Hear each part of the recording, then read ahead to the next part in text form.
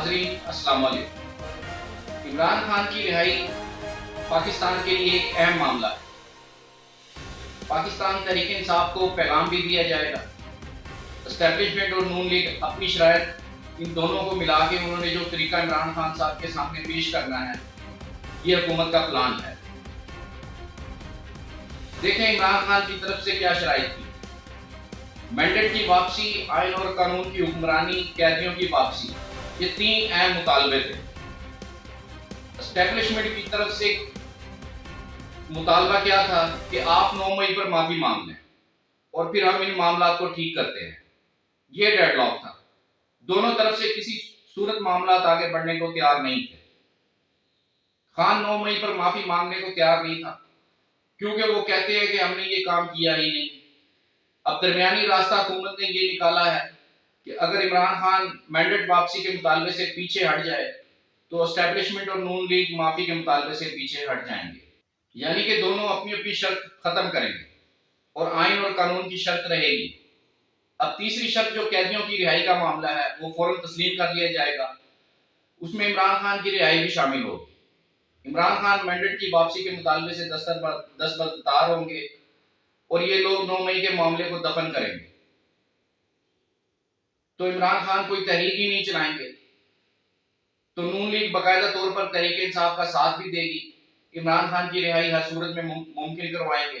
Establishment को भी राजी करेंगे कि खान मैंडेट के मुतालबे से पीछे हट गया है, तो एस्टेब्लिशमेंट भी 9 मई के मुतालबे से पीछे हटे। हुकूमत और एस्टेब्लिशमेंट बराह रास्त मुज़ाकरात खान से करना चाहते हैं और एस्टेब्लिशमेंट की तरफ से नुमाइंदगी में मोहसिन नकवी, फैसल वाबड़ा या अनवारुल्लाह काकड़ जैसे लोग बिठाए जा सकते हैं और हुकूमत की तरफ से नवाज शरीफ, शहबाज शरीफ और राना सनाउल्लाह इस पर मुकम्मल तैयार हैं। लेकिन एहसन इकबाल, ख्वाजा आसिफ और मरियम नवाज खास तौर पर भरपूर मुखालफत कर रहे हैं कि हम इन मामला को किसी तौर पर तस्लीम नहीं करते।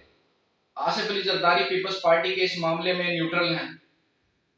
वो चाह रहे हैं कि इन हाउस तब्दीली करके शहबाज शरीफ को फारिग करें और तहरीक इंसाफ का वज़ीर आज़म लगाएं, उन्हें हुकूमत का हिस्सा बनाएं, वज़ारतें ऑफर करें और हुकूमती फैसलों में उनकी शमूलियत हो ताकि अवाम को दबाव से वो कम से कम हो, ताकि अवाम का जो दबाव है वो कम से कम हो और वज़ीर आज़म भी इमरान खान की मर्जी का लगाएं, चाहे महमूद अचकज़ई हो या मुशाहिद हुसैन सैयद।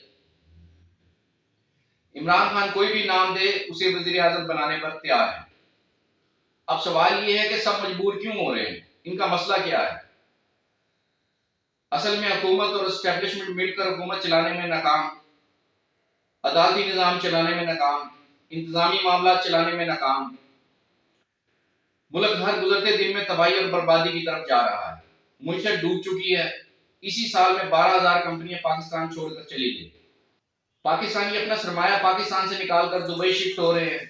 16 लाख पाकिस्तानी हुनरमंद, डॉक्टर, इंजीनियर जा चुके हैं। महंगाई, बेरोजगारी और बिजली के बिल बढ़ गए हैं। पाकिस्तान जिंदाबाद।